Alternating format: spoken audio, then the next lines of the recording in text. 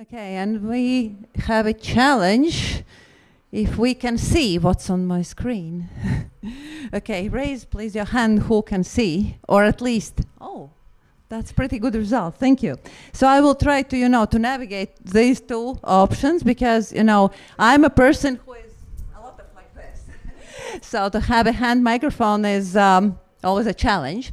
So before I go on with my presentation and my slides, I was just thinking of one actually experience or story from a client of ours. And the story was like this. She was an HR lady, and we were talking about like different challenges and how the life goes, what are the recent developments. And she said, we thought we had won a lottery. Like, we were hunting for that potential employee like for quite some time. It took like months for us to persuade her, to join our team and so on. So she finally joined. And then it was like 2 months maybe, she is coming to me, with a letter of resignation. She is going away. And I'm asking like, what happened? And she says, well, it's about mobbing. They are everyone hates me here. And the client of ours, the lady who I'm talking, she says, well, it can't be. I mean, I will go to talk to her immediate manager and also like to see what's wrong and how could it happen. And when she says, I'm talking to her manager, the manager is also like, how come? I have not heard anything.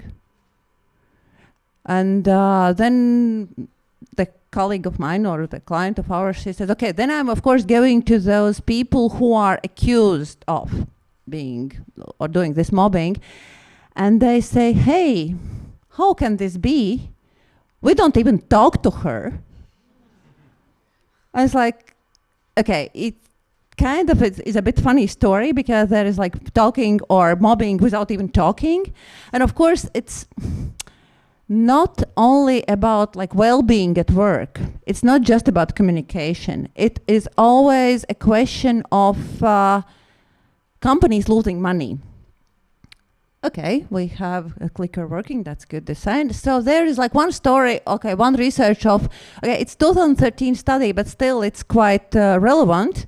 And it says that ineffective communication in the United States during a year has caused losses for the companies of more than $400 million US because ineffective communication has created some interruptions in the information flow, and someone did not say something important to someone else, so some projects were not meant to happen, some projects were interrupted.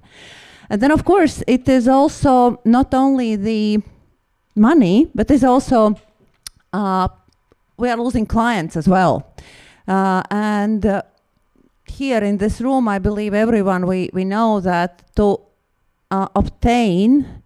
get a new client is much more costly than it would be to keep the existing client. We have I see someone nodding and says something, everyone knows, the retention is less costly, is cheaper than acquiring a new one. And of course, it's not only in the world, it's also in Latvia, and that's where I have data from. And this is a GINTA Latvia 2021 employee survey, where it was revealed that due to internal communication, lack of internal communication, or internal communication problems, companies also lose employees. And it was, yes, 30, I will move so that I can see also the slides. So about 1/3 of people who said that they are going to leave, they said it's because of communication. And 7% even choose to leave the job, referring to what the cause as the communication problems with their colleagues, with their management. And of course, we know that to find a new employee will cost a company much more money than, to talk and work with existing employee. Yes, and so we probably have a question like, what is happening here? And what if those all lost resources would have been invested into development or maybe into the training? So how could we manage that? And there's a saying in Latvian that slikta komunikācija nogalina labu nodomu, or bad communication kills good intention. So no matter how good intentions you may have, if you are not communicating them well, so they are basically somewhere staying in the air. And let's see. Okay, we cannot see and we cannot hear. Okay, so let's just skip the video. It was meant to be like 30 seconds from very popular Latvian movie, where the two gentlemen is actually discussing the screwdriver, and one says like, where is my English screwdriver? And the other one is saying, okay, so you're just caring for the instruments, so maybe your mother has born you with them. So they are basically accusing each other, and this is what is happening there. So we cannot see when you cannot hear, so I can just describe. And again, what is actually happening there is they are fighting just because each of them has different values.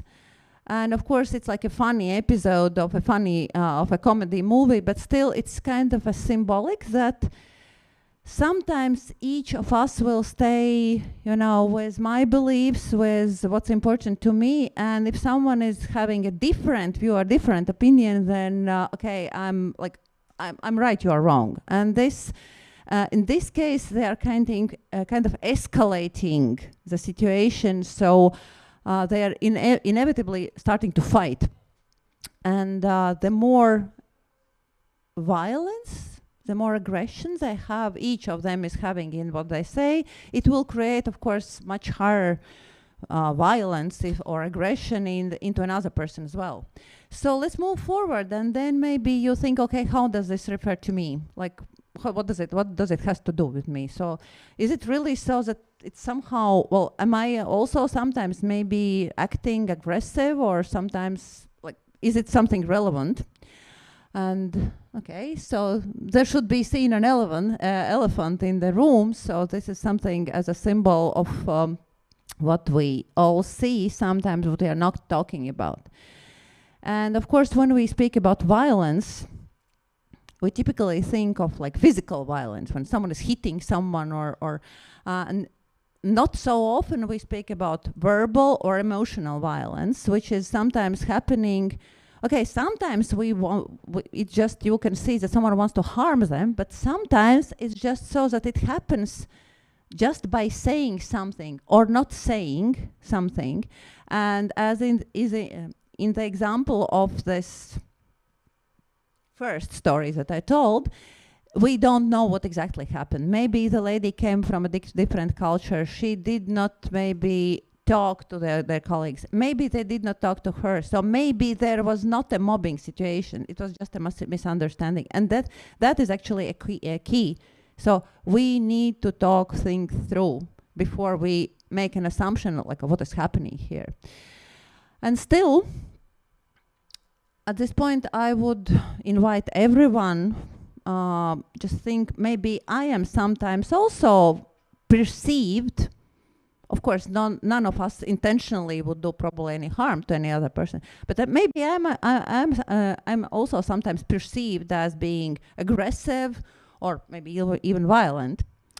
So let's do a small experiment. So for this, you will need your phones, and I just hope that the QR code that I'm going to show, that it will be seen. You will be able to see. So it's a very quick experiment. And the experiment goes like this. So I will ask you a question. And the question is like this. How do you feel? How do you feel when someone says that you are making a mistake, or that you are wrong, or and he or she insists on that? And here, let's not jump to analysis, to thinking. like whether I am right or wrong, or who is saying that. So let's not go to doing. Let's go not to thinking. It's just about like internal feeling. I'm saying, oh, hey, this is totally wrong. All not correct. Bad. All. So, and here, yes, so we have a Slido. So let's do so that you would scan the code and just write in one word of the feeling what you have if you imagine that I'm saying, hey, what you did is wrong. It's not correct. Should be working. Yes, one participant is typing, which is a good sign that at least someone can sign in. Okay, defensive. Thank you. Okay, 8 participants typing. Defensive. Angry. Yes. Hit. Annoyed. Angry. Okay. Annoyed. Defensive. Unvaluated. Accused. Defensive. Hit. Okay, angry is currently a leader here. Try to do understand. Okay, understanding is already analysis. Understanding is something cognitive, which comes from thinking. And it comes in a couple of seconds. I will show you how it works. Okay, someone has typed a number in there, but that's okay. Someone is saying, okay, I don't care.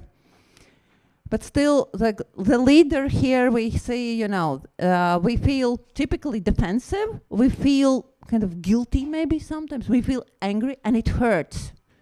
Yeah, someone says it's a lie, so I don't believe you. Okay, so we have 25 responses. Is anyone still typing? Maybe? No? Okay. So this is kind of a very quick survey of like general responses of what we have in this room.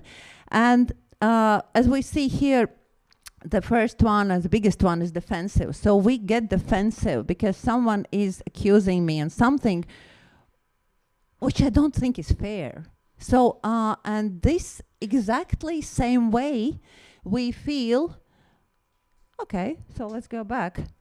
Yeah, before we go into what else we can recognize here. Someone sometimes says it depends. Yeah, someone says nothing. Someone says, well, it depends. And of course, it will depend on, okay, 3 main different aspects. One is your natural temperament. So how you are born, whether you are more calm, more melancholic maybe, or maybe you are quicker to react and you know, like hot blood, you just jump, and it's because you are born so. Of course, we learn socially how to stop or how to navigate those hard feelings, but like our internal impulse is and it's for someone is calmer, for someone is not so calm. Another aspect, of course, is context.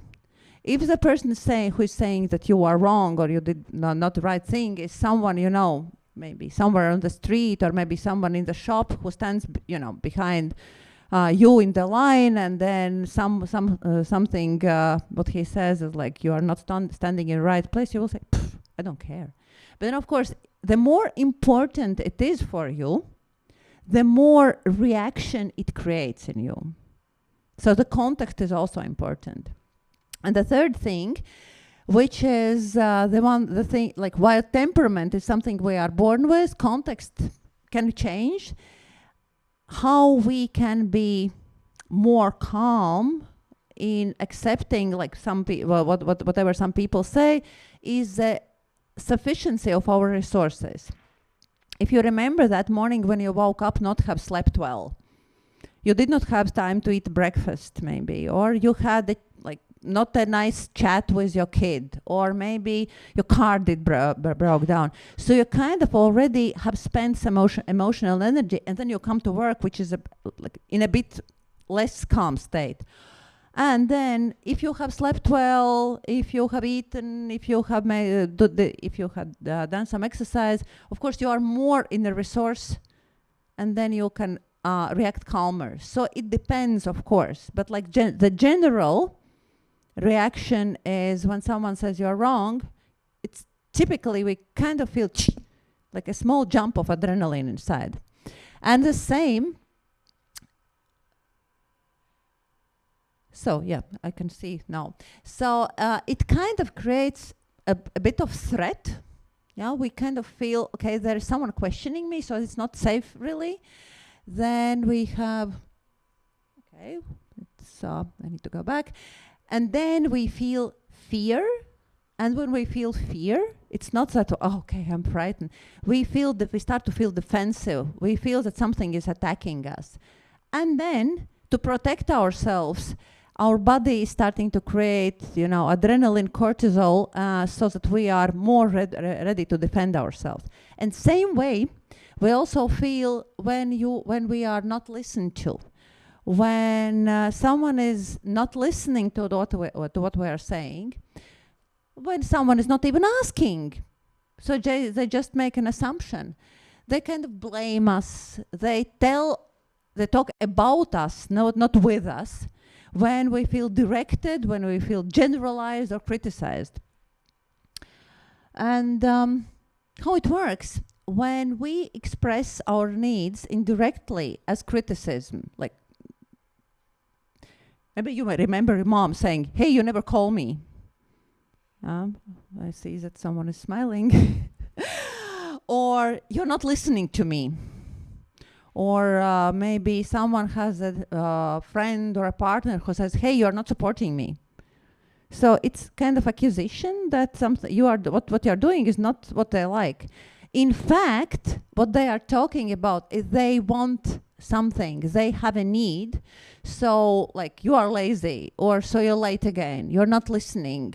Or you, as always, are late. So it's all accusations. And instead of that, we could maybe sometimes say, hey, I would be happy if you are in time, or I'm happy if you talk to me. I need to talk to you. So if we say like what's wrong, not what's needed, this creates also the atmosphere of other person feeling this defensiveness or getting angry. And if he or she is getting angry, then the chances that he or she will hear us and we will be able to talk decreases significantly. And how it works, it's important in communication that the criticism is not exactly the same as honest feedback. It's not the problem solving. It's something like when a person hears something that only may just subjectively feel that it's an accusation or like pointing to a mistake, or just to ignore him or her. She or he takes this fight or flight or defense or attack position, and at that point the communication is killed. Basically you have to start all over again. You cannot agree because you have become in an opposition. One is attacker and other is someone defensive. So empathic conversations are the key, and I will give you a bit of insight of one idea of how it could work. But one thing we can probably agree is that and here I say we, meaning really we, no one on the earth feels comfortable when we are saying, hey, this is bad, this is not correct. And someone of you may be thinking, okay, but this is part of my job as a manager to guide. And guidance is something not talking about yesterday, but talking about how we can change this for tomorrow. So none of us will be able to hear well if we are feeling accused that we are doing something wrong. So a lot of emotions. Let's see why and how it develops. And imagine this. And if you see that it's on my computer screen here and the photo, so of course, okay, it's a nice picture. But imagine it's like somewhere here in the room. And someone says, no, I don't want to have it. And someone says, oh my God. So our imagination has translated the signal or the impulse or the instinct that comes from inside, like from our brain scanning the outer world, for us to survive. And the way it works also is, one thing is snake, for instance.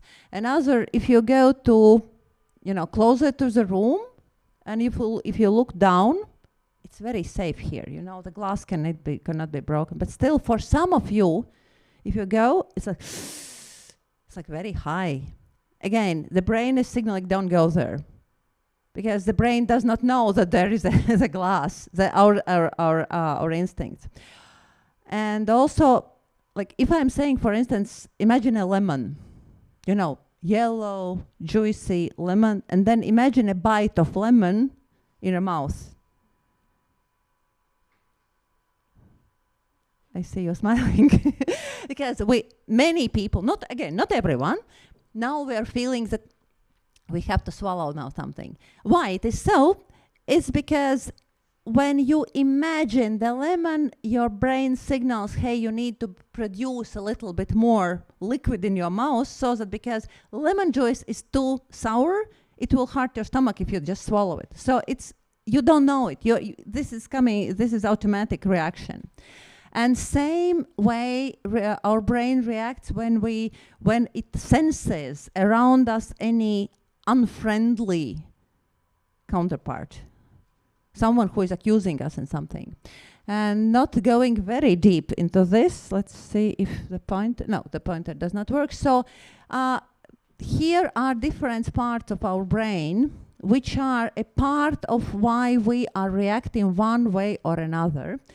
And how it works, the signal which we cannot translate will initially be present in our reptilian brain, which is responsible for our survival. So it will scan the outer world for us to make sure we are safe. Then, for us to understand how we need to react, the signal goes to limbic part of the brain, which creates signals for us. And this is where we feel anger, fear, any other emotions. It's kind of translation of what our body is sending. Then the signal goes further into the neocortex, or our logical part of brain, and the whole journey is actually less than 5 seconds. So from here, if we feel anger, and if we are not stopping ourselves, so these are the people that we say, hey, he cannot control his reactions. Because from anger and fear, the brain says, hey, do something. And we have a thought, okay, we attack, or we defend ourselves. And the communication part comes in the next 1 second between the thought and what we will say. And for this, probably many grandmothers have taught us, okay, count to 10 before responding to something. Just because we need to feel this. And then, okay. And during those couple of additional seconds, we can decide on action. If we notice this moment, okay, I have this thought, does it really mean that this person is going to be dangerous for me? So this is how it works. And actually we are talking, when we speak about communication, it's about this 1 second between our thought and how we react or what we say.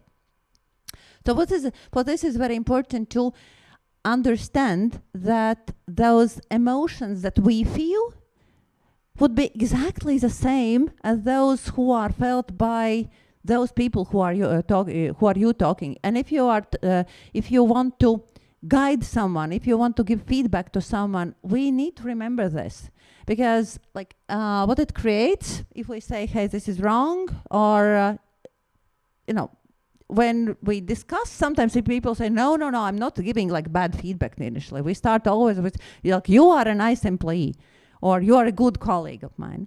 But then if we go into commenting, then we say, hey, the font is too small, commenting on presentation, or too little explanation. If we go into what's wrong instead of what has been done well and corrections, then it creates this spike of adrenaline. And then we will not go very deep onto this. And cortisol. Those are two our neurotransmitters that will create to help create our ability to defend ourselves. And it triggers anxiety. It yes, it mobilizes us for fight. Yeah, we are getting ready more to be, you know, to be more ready to jump, to fight, to see how we can defend ourselves. It creates resistance. I'm less able to cooperate with you. I'm less willing to cooperate with you. It really impairs cognitive function. And the idea is so that, as you see, there are different parts of our brain that are taking part in the communication. When the part of our brain where the emotions are produced is active, it kind of silences our logical part of brain. So typically people say, okay, I kind of think because I'm like too much in emotions. And it's like, you know, like balancing. It's either one part is active or another part is active. So we have really difficulty to think if we are in raised emotions. So, and knowing this as managers, as client managers, we would want the atmosphere here to avoid someone feeling this, okay, I cannot think, I'm just feeling anger or fear. And yes, it also significantly impairs immune system. So people start to get sick after big workloads just because they had high stress. And it's same like rain. Sometimes a little rain during the summer will help your garden to bloom. Sometimes it's good to have a bit of adrenaline because then we become more focused. It's not just bad. But if the rain is there the whole summer, so all the garden is going dead. So if we just are in this adrenaline and cortisol area, so the team and the relationship becomes unfunctional. Because no one can be willing to cooperate if we feel endangered. And what if we could do the opposite by how we are talking? And there are many things that we can create just by saying something different. And it's, for instance, curiosity, desire, enthusiasm, expectations, motivation. Maybe someone of you knows who, like what kind of happiness hormone this is. It's dopamine. It's when we feel, okay, we have achieved something. We have gotten results. We feel motivation. And this can be achieved by saying some grateful words to another person. Or sense of connection, involvement, trust, generosity. Someone maybe knows? It's oxytocin, yeah, because that's when we feel close. That's when we are just sitting, you know, with our colleague and talking. Hey, how's your life? Like, how do you feel? What you would need to do this? So it kind of creates bond, and it helps us to cooperate. Then sense of inclusion, friendliness, self-confidence. What could it be? Serotonin. It's all the time when we laugh. When we laugh together, it kind of creates a really nice talking atmosphere. Or positivity, ease, openness, less criticism. It's endorphins. That's endorphins, and this cocktail is much more favorable for good communication. It's when we show interest. It's when we support. And I recently read let me remember, I think it was in Kim Scott's Radical Candor book. She said, always choose support over judgment. Like thinking how we can cooperate, how I can support you, how I can be with you. Instead of judging, saying, okay, this was done wrong, you made a mistake. So for this, we are talking about nonviolent communication, and here is a whole book, and I will not be, of course, going into very much in-depth into that book. So Marshall Rosenberg is someone you may want to explore. And what he's talking about is about how, like, mindfulness about the words that we use, or language. We realize that whatever we say it somehow lands in another person's ear. It's about knowing how to talk and, more importantly, how to listen. And also that whenever I go into some conversation, that my intention is not to prove myself, it's to agree. So that both parts would be mutually interested in the solutions that we are looking for. So from here, the idea of nonviolence, if we initially spoke about verbal violence, so maybe someone has an idea of nonviolence in communication. What would it mean, or how would you say it in other words? Say it again? Cooperative, yes. Acceptance, yes. Like how would you name the nonviolence, or how would you explain nonviolence in other words? Okay, it's a personal practice to do no harm. So whenever I enter some cooperation, I'm thinking how not to harm another person. And the concept says that to achieve results, there is no need. It's not necessary to harm anyone, to make to create some hurt feelings in another person. And you would know, some of you may be thinking, okay, so okay, it's just about emotions. It's, you know, it's about this lady soft stuff, and so speaking about emotions. And one idea which I just want to tell and leave for you: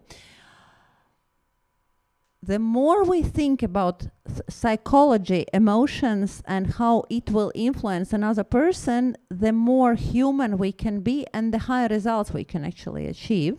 And here I have a quote from Chris Voss, who also has a book, and the book is, I think, Never Splits the Difference. So he's talking about hostage negotiations. So when the terrorist has taken the hostage and then is requiring money, and what he says, that until or while FBI in those hostage rescue operations used logical argumentation, like sales tactics, bargaining, even pressure, the success rate was about 60%. So meaning that a bit more than half of the hostages were saved, but then still 40% remained killed. And then there was a long story how they came to this conclusion, but once they started to introduce into those negotiations understanding of human psychology before speaking, and what they did, it was in early 2000s, they started to really start not to pressure, but the idea became, so, okay, we need to agree. It does not mean that we will agree with the requirements of the terrorists, but we need to see them as people who are vulnerable when we express empathy, for instance.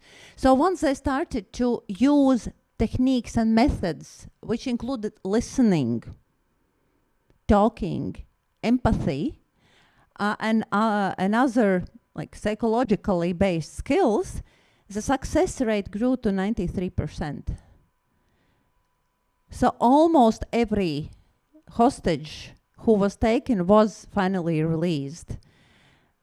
So as soon as we start to, even if it's like our opponent, it's a counterpart what we do not want to agree with, he's still human, and it's in our interest to talk in his territory, not in ours. So we come into agreement, not that we want to push it.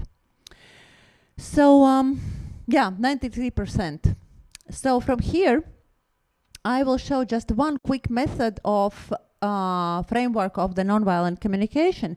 And here, those of you who have phones in your hand, those who can make notes, I will just, you may want to just write down so that you can practice it afterwards. So the method, one of the methods that are used are like this. So, okay, we'll skip this probably. So if you say what's wrong, you get to keep that forever. That is a quote from Elizabeth Gilbert. We will go further. So we are now speaking about nonviolent communication 4-step method. And here we need to understand, like, what is a fact? What annoys me? What is a fact that I have seen in that moment which I want to solve? So it's an observation without interpretation. So I have seen this.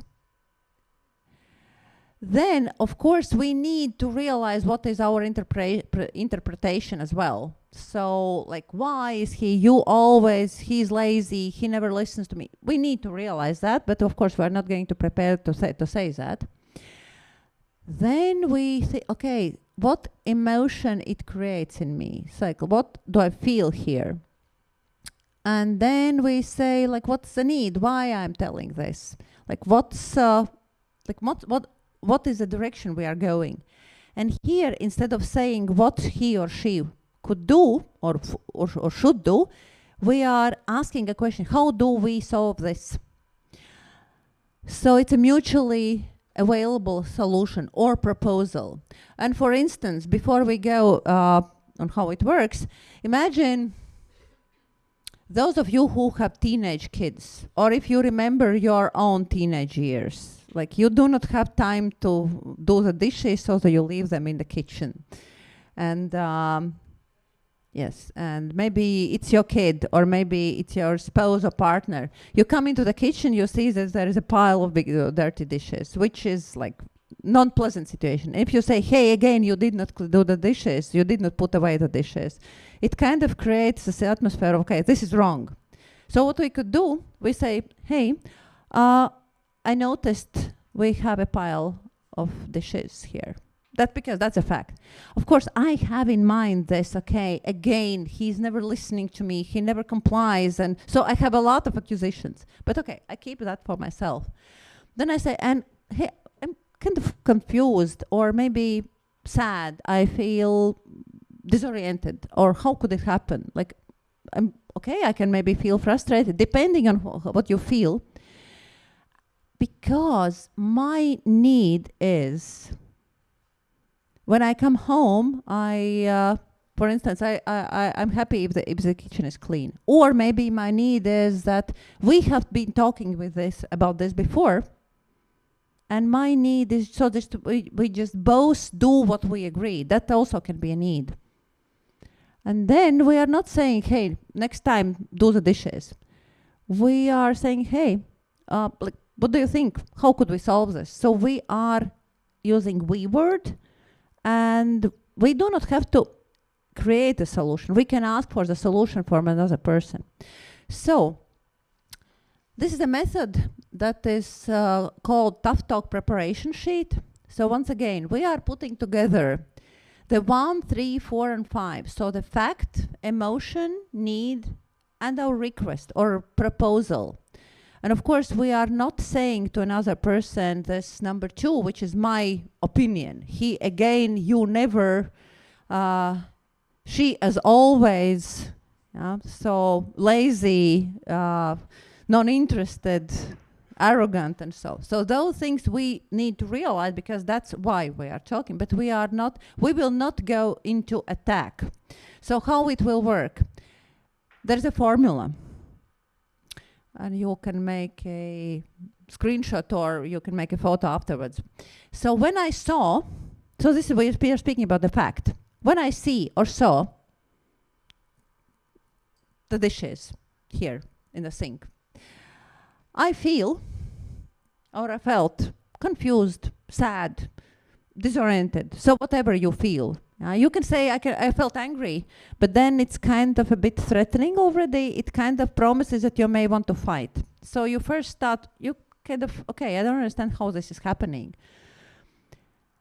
And I felt this because I need, and then we say why, what we need. We need a clean kitchen. We need, so that we both follow the agreement and so. And how does it sound? And then we go with some suggestions. So we request some interaction on this. Because it's not me who is telling you to do, it's just us agreeing on how this can be solved. And what's important here is that we do not say, I feel angry because you did not do the dishes. because it will make people defend or attack. I say, I feel frustrated maybe. I feel sad. I'm confused how this could happen. So because it is important to me so that my need is being fulfilled. And I start my suggestion with, how does it sound to you? What would you need? And this is what Chris Voss calls a calibrated question. So whatever you are willing to tell another person, you reformulate this to a question, because then he is not thinking whether he would want or not want to do the dishes. He is starting to think how. So the suggestion is, let's talk about how we could do this, if it's possible for you, and it is typically possible. And this phrase, if it's possible, how does it sound to you? It kind of leaves the door open. We are not directing another person. He will feel less defensive. He will feel less attacked. So the formula, this one, as I heard recently in one other conference, this is what you can make a photo and tag me on LinkedIn. The idea behind this is that the communication mastery is not in your mouth. The communication mastery is in another person's ear. So whatever lands there, what he or she was able to hear is what shows how good communicator you are. So we always need to think in terms of whether he or she is able to hear me. If I am not aggressive, because whenever we feel aggression, we do not want to cooperate with someone who is aggressive. So, finally, I think this, in short, is it possible to live without conflicts? Okay, raise your hand who says yes. It is possible to live without conflicts. No one. Okay. Is it possible to live without conflict? Who says no? Okay. But the idea is that conflicts are it is an inevitable part of our lives. We all see the world differently. My view, even in this current moment, I see you all and the area behind you. You see it from your side. And this is very symbolic because we all, for us, everyone, the world is very subjective. So whenever we start to talk to someone, we need to clarify, what do you see? How do you say this? Okay, this is the way how I see. Maybe it can be matched. Maybe it's different. So the conflict is okay unless we don't harm people. As long as we don't harm people. So talking, discussing, exchanging views is okay. Hurting another person is not okay. So, and someone may think, okay, but this takes a lot of work and this is very complicated. And here I have put a quote from John Gottman, American psychologist, that if you avoid difficult conversations, you may end up having difficult relationships. So whenever you have a feeling that there is something that needs to be talked through, it needs to be talked through, because it will not solve typically itself. So nonviolent communication is about personal practice, not harming, not hurting, discussing, not hurting. It's about we approach everything with kindness. Is what I'm saying coming from a good place and kind?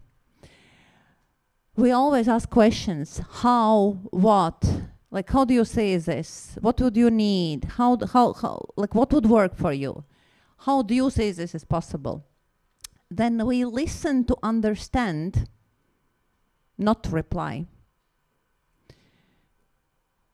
Then we, and this is probably the toughest part in all the steps, is that accept that everyone else in this world will see the world different from how you see it. So even if we are in the same room, we are listening to the same presentation, every one of you has different thoughts on your mind, because you have different experience, different background, different intentions, everything.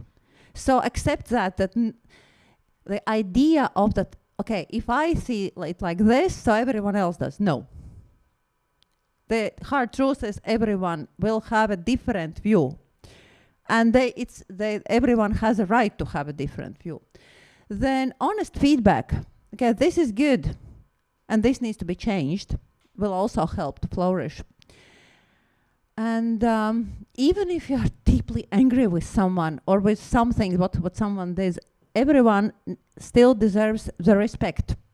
So respectful communication, nonviolent communication is something that, like, if you start to apply to everyone, you know, the world will probably change to better. And final idea is we talk to each other not to prove ourselves,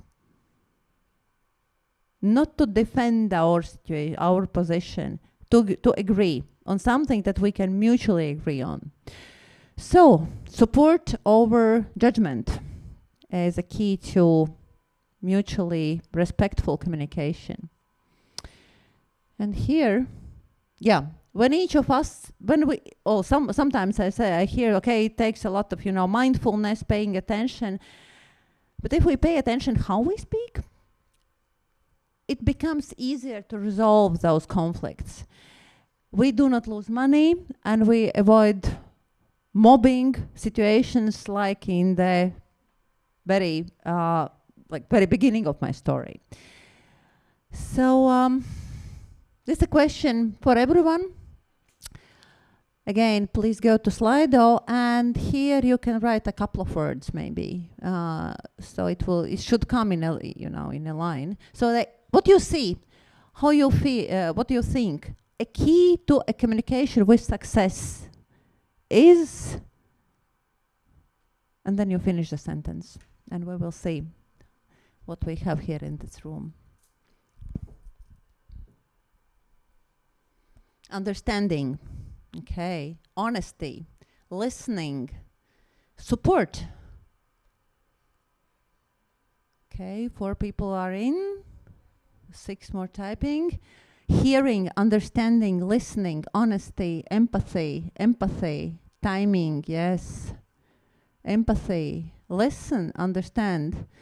I was thinking maybe you will write longer sentences, and so for this I decided to not to make word cloud, but we see that understanding, listening is something that is very much present here. So that vodka could be in certain cultures, I do agree, because it will relax the atmosphere, and it's kind of a